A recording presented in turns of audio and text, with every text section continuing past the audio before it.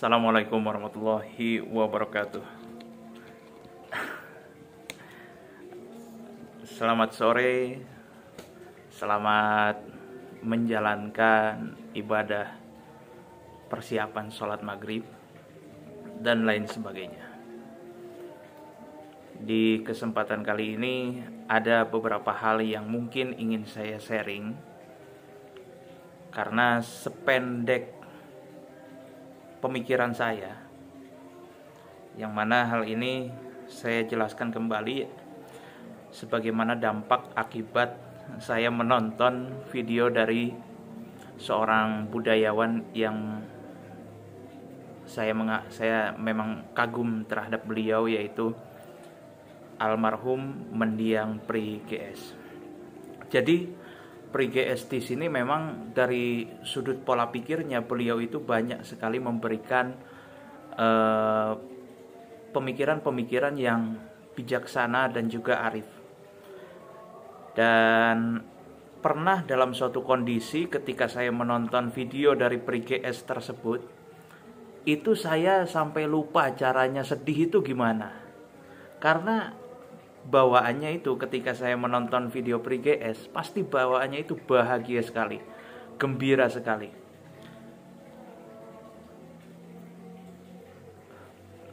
Sampai-sampai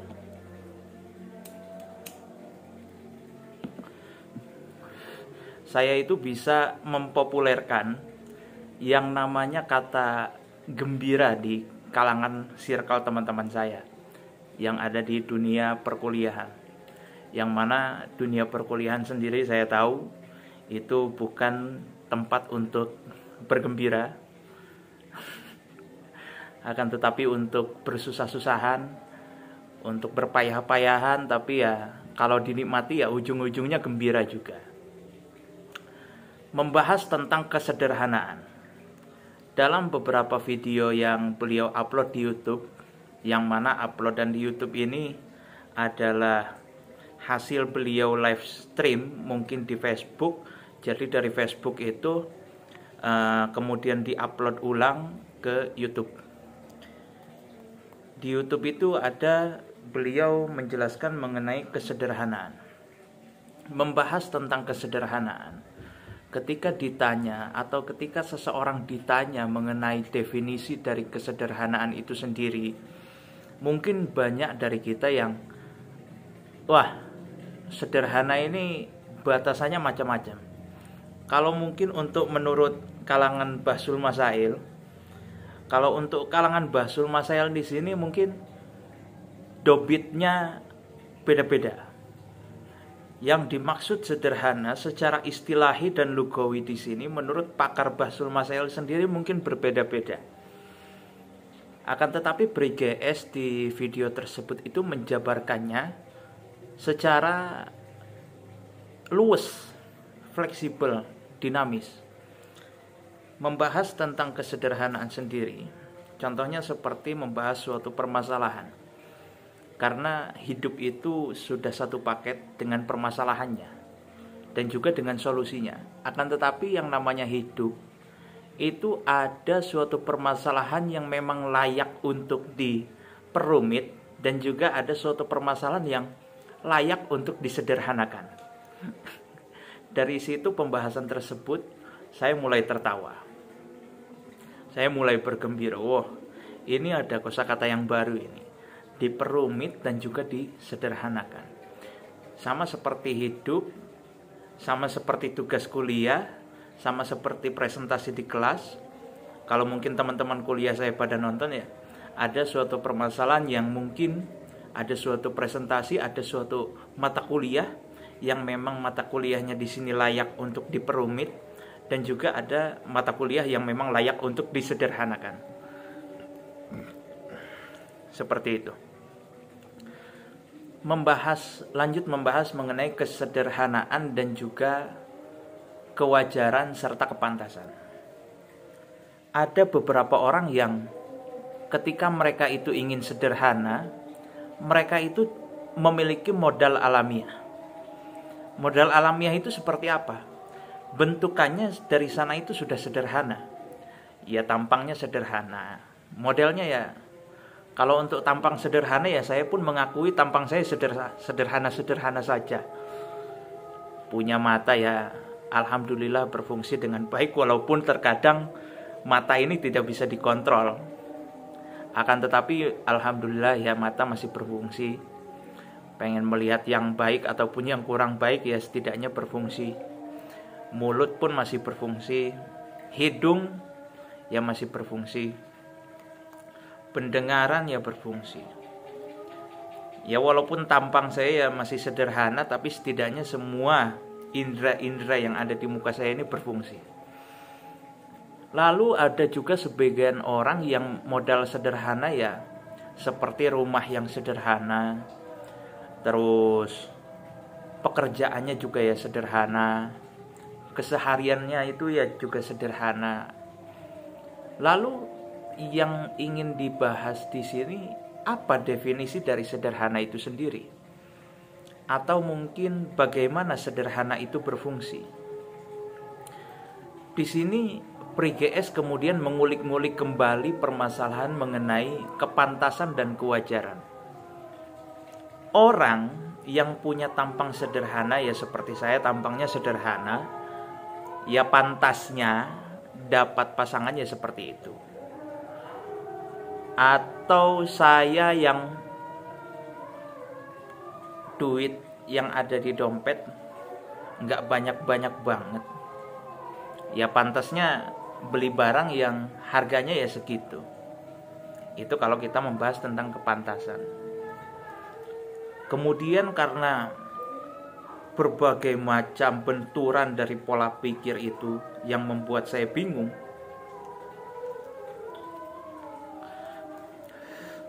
saya sempat menanyakan kepada dua teman saya yang saya kira ini, yang saya anggap dan juga saya akui memiliki kredibilitas, memiliki otoritas untuk menjawab permasalahan yang saya pikirkan. Akan tetapi oleh mereka itu tidak ditanggapi sama sekali, dan mereka mengatakan untuk boleh nanti dibicarakan di suatu forum. Tapi ya forumnya itu belum tentu sampai sekarang ini. Akhirnya secara terpaksa ya saya jawab sendiri saja. Mengenai kepantasan dan kewajaran, perlu disadari, dan ini memang perlu diingatkan, karena memang manusia itu sendiri ya, kalau tidak diingatkan ya nggak sadar. Makanya itu disebutnya insan. Insan itu dari lafaz nasia. Nasia itu artinya lupa. Sahia sendiri juga artinya lupa. Bedanya antara nasia dengan sahia atau sahwun di sini. Nasyun dengan sahwun di sini perbedaannya adalah, kalau nisyan atau nasyun, lupa, lupanya itu akan teringat apabila diingatkan. Itu nasyun. Kalau sahyun dari kosakata bahasa Arab ini, mufradat bahasa Arab, sahyun itu lupa, akan tetapi bisa ingat dengan sendirinya. Makanya itu kenapa manusia disebut insan? Ya biar ingat harus diingatkan lagi sama orang lain. Itu sifat dasar, sifat alamiah, modal daripada manusia itu sendiri.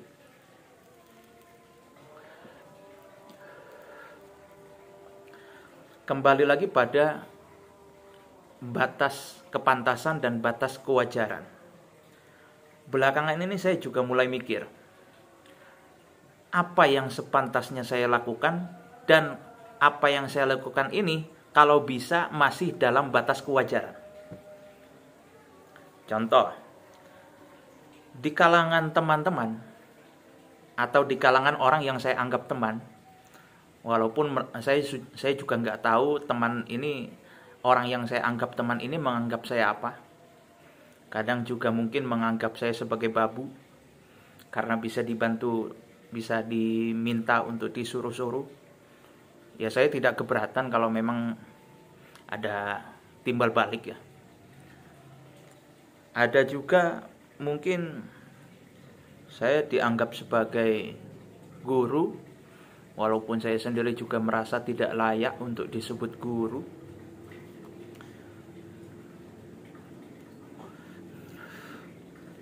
saya ini sebagai orang yang secara masyhur itu terkenal minas santriyin, dari golongan-golongan yang bersarung atau dari golongan-golongan yang berkopiah. Yang namanya orang santri, yang namanya pemuda masih menyandang gelar sebagai santri, pastinya punya batas kepantasan. Seseorang pantas disebut santri kalau memang dia orangnya itu mondok. Sudah mondok pakai sarung kalau buat laki-laki. Kalau perempuan mungkin sarungnya sarung batik, atau mungkin kerudungnya ya kerudung segi empat lah. Itu standar santri itu di pesantren-pesantren ya. Wes apa? Ya biasanya kaya ngono. Santri-santri yo sing wong wedok kae biasane yo setelane yo modelane yo kaya ngono ae. Sarung batik,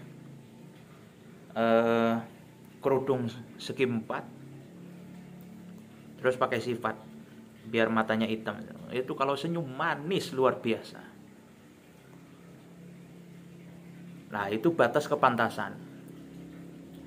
Dandanan santri itu batas kepantasannya ya seperti itu. Karena teman-teman saya di sini, konco-koncoku, wong kayak sing aku anggap konco lah, orang-orang yang saya anggap sebagai teman, ini punya batasan pemikiran tentang kepantasan diri saya itu sebagai santri.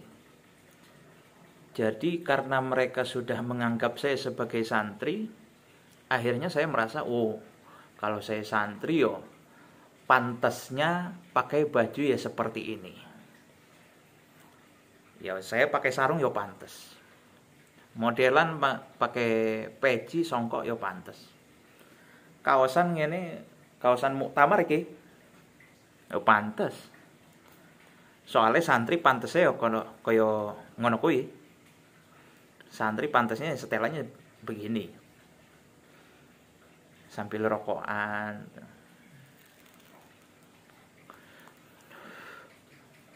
Artinya ketika saya memakai modelan seperti ini, ya saya merasa pantas.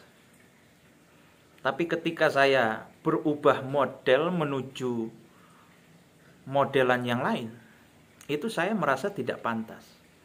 Kenapa merasa tidak pantas? Karena di sana itu ada ketidaknyamanan, melewati batas kepantasan. Seperti memakai baju jaket denim, jaket jeans, dengan memakai pernak-pernik anak muda. Walaupun saya masih muda, tapi ngerasanya sudah seperti tidak muda lagi. Walaupun saya memang pengen dianggap masih muda, tapi pendapat-pendapat, pandangan-pandangan orang terhadap saya itu kan sudah memiliki batas kepantasan masing-masing. Akhirnya ya saya lebih nyaman ya seperti ini. Kemudian batas kewajaran. Batas kewajaran di sini lebih ditonjolkan terhadap sikap. Sikapnya santri ya wajarnya seperti ini. Santri ya biasanya santri ya ngaji, sholatnya ya berjamaah, tahlilan, ya wiridan, tirakat, poso, macam-macam terkait perilaku-perilaku keagamaan.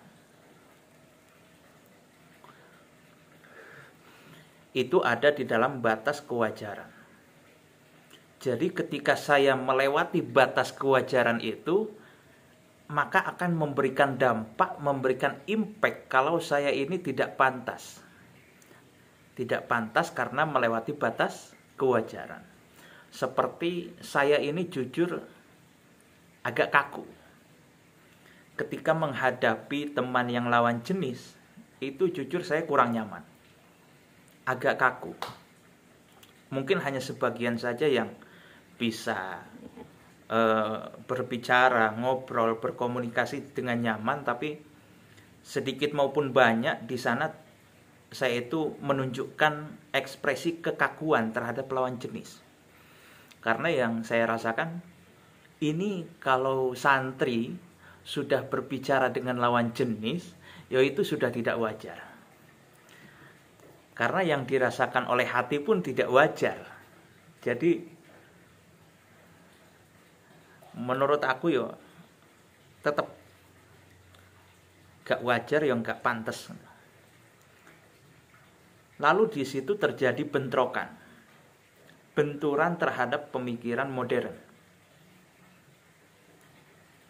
Yang namanya di zaman modern, saya berpikir ya seperti ini.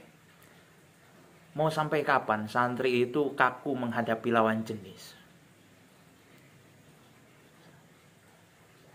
Karena dari punya komunikasi, punya relasi dengan rekan lawan jenis ya, itu bisa memberikan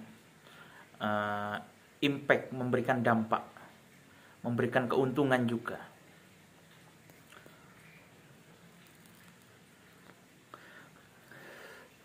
Akhirnya ada suatu masa di mana saya itu bisa nyaman berkomunikasi dengan lawan jenis, tapi hal itu tidak berlangsung lama. Mau tidak mau, saya juga merasa itu sudah melewati batas kewajaran, sudah melewati batas kepantasan. Ya akhirnya balik lagi ke setelan pabrik. Kalau kata bahasa HP, itu sudah kembali ke setelan pabrik. Jadi ya,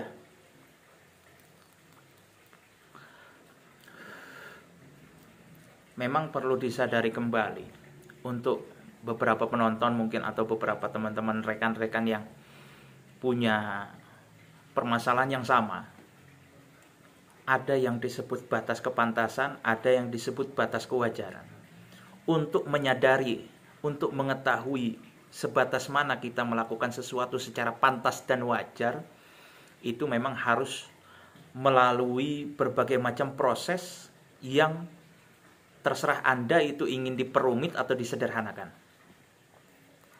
Melewati muhasabah diri yang panjang, sehingga Anda bisa menemukan kebijaksanaan dan kearifan di dalam diri Anda dalam bersikap.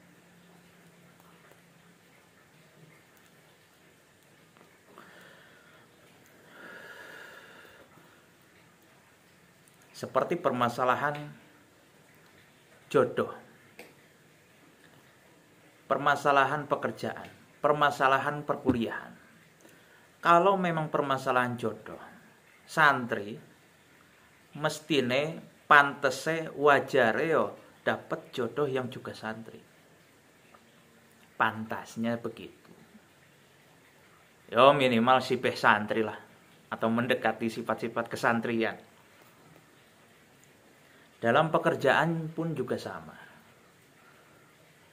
Seorang editor, seorang yang berkecimpung di dunia penyiaran, pantasnya, wajarnya yo mendapatkan pekerjaan yang memang masih ada kaitannya dengan penyiaran komunikasi juga. Pantasnya. Kalau memang didapat di luar itu, bisa jadi memang karena passionnya beda, bisa jadi juga ya karena keterpaksaan juga, bisa juga ya karena dia melewati batas kepantasan itu. Artinya ingin mendobrak batas kepantasan itu.